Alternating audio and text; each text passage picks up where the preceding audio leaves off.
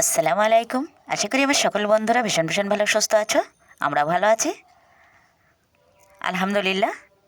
Hello guys, welcome back to our channel. প্রতিদিনের মতন নতুন একটা ভিডিওতে সবাইকে স্বাগত জানাই। ছোট্ট মোট্ট একটা ভিডিও নিয়ে চলে এলাম বন্ধুরা। নতুন বছরও সবাই যেন ভালো কাটুক। 2025 সালকে বিদায় দিয়ে আমরা কিন্তু 2026-এ পা রাখলাম। ভালো মন্দ সব মিলিয়ে কিন্তু একটা বছর, সুখ দুঃখ সব কিছু নিয়েই কিন্তু আমাদের জীবন। 2026 নূতন বছর আমাদের সকলের জন্য যেন খুব খুব ভালো কাটে বন্ধুরা। এই আশা নিয়ে আমরা কিন্তু একটু একটু গুটি গুটি পায়ে এগোতে থাকব।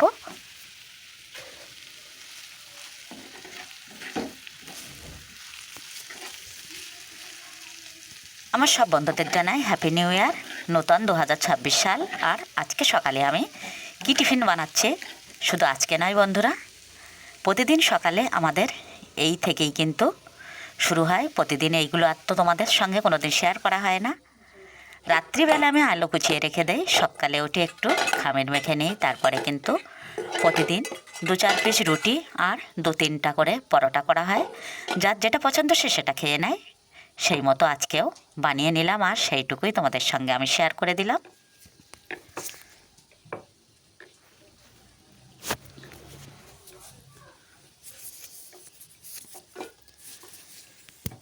আমরা গ্রামের মধ্যে থাকি, আমাদের হ্যাপি নিউ ইয়ার আর নতুন বছর, তাতে আর কি বন্ধুরা, পিকনিক টিকনিক তো আমাদের ভাগ্য একেবারেই হয় না।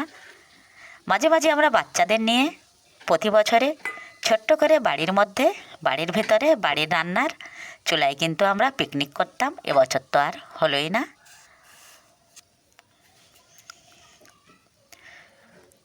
সবার ভাগ্য তো আর সব কিছুই হয় না বন্ধুরা। যারা যারা তোমরা আনন্দ করতে ভালোবাসো, বা বাইরে বেড়াতে যাও বা পিকনিকে যাও, সবার যেন দিনগুলো খুব খুব ভালো কাটে। আমি তো একদিন বাদ একদিন ভিডিও বানাই, এজন্য কিন্তু আমি প্রথম দিন তোমাদের তো নতুন বছরের শুভেচ্ছা দিতে পারিনি, এজন্য আজকে দিয়ে দিলাম বন্ধুরা, সবাই গ্রহণ করো।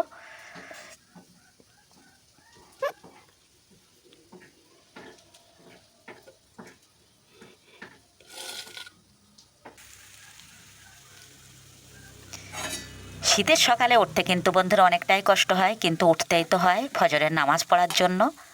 আর সেই সাথেই একেবারে রুটি আলু ভাজা প্রতিদিন বানানো হয়, তারপরে এগুলো বানিয়ে রেখে দিই।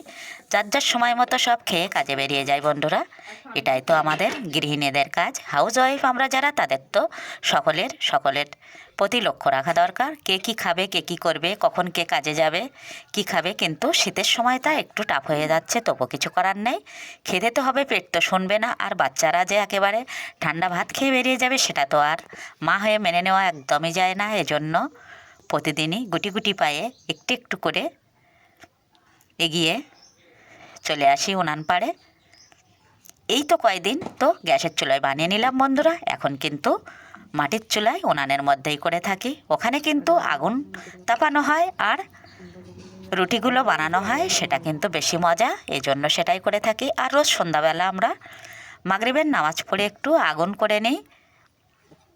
উঠানে একটা মাটির চুলো আছে, সেখানে কিছু খড়পাতা দিয়ে ধরিয়ে নিই, তারপরে একটু একটু ছোট ছোট কাঠের কুটি দিয়ে দিই।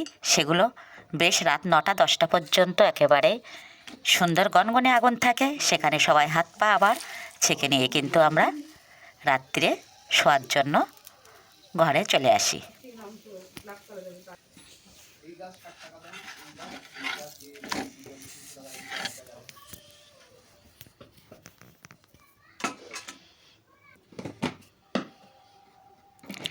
দেখতে দেখতে কিন্তু আমার রুটি বেলার কাজ শেষ।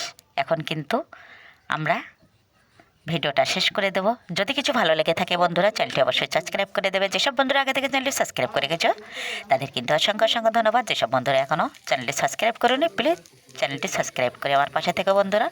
অনেক কষ্ট করে একটা ভিডিও বানাতে হয়, সেই ভিডিও দেখে তোমরা যদি সুন্দর সুন্দর কমেন্ট করো, লাইক, শেয়ার, সাবস্ক্রাইব করে থাকো, তাহলে কিন্তু আমার ভীষণই ভালো লাগবে। আমার না, সকলেরই কিন্তু, যারা আমরা ওয়াইটিতে কাজ করতে এসেছি, তাদের কিন্তু সবাই তারা একটা আশায় থাকে, সেই আশা যেন নিরাশ না হয়, সেটাই সবার প্রতি লক্ষ্য রাখা উচিত। আর একটু একটু করে সবাই সবার পাশে থেকে আমরা গুটি গুটি পায়ে এগোতে চাই বন্ধুরা।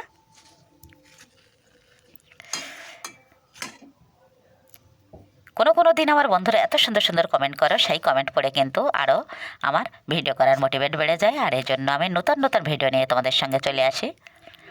এক ছেলেকে কিন্তু রুটি এরকম করে কেটে কেটে একেবারে রেডি করে দিতে হবে, আবার গালে তুলে দিতে হবে।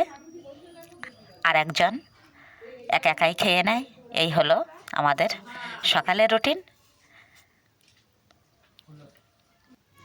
এভাবে কেটে কেটে মুখে ভরে দেবো, খেয়ে তারপরে বেরিয়ে যাবে।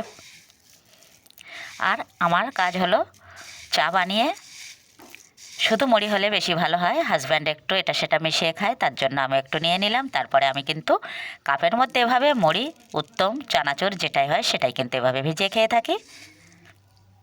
চা তো একেবারেই মুখে দেই না, এইগুলো ভিজিয়ে একেবারে চামচ কেটে কেটে আমি খেয়ে নিই। তারপরে আশিপাশি কাঠ ছেড়ে কিন্তু সবজি কেটে রান্না বানাতে যেতে হয়। আর শীতের বেলা বন্ধুরা একেবারে দৌড়াদৌড়ি করে ছোটাছুটি করে যেন কাজ শেষ করা যাচ্ছে না। পাশ না ঘুরতেই কিন্তু দুপুর হয়ে যাচ্ছে। দুপুরের খাওয়া দাওয়া সেরে কিন্তু একটু রেস্ট নিয়ে আবারও নামাজ আছে, আবারও কিছু কাজ থাকে। আল্লাহ হাফেজ।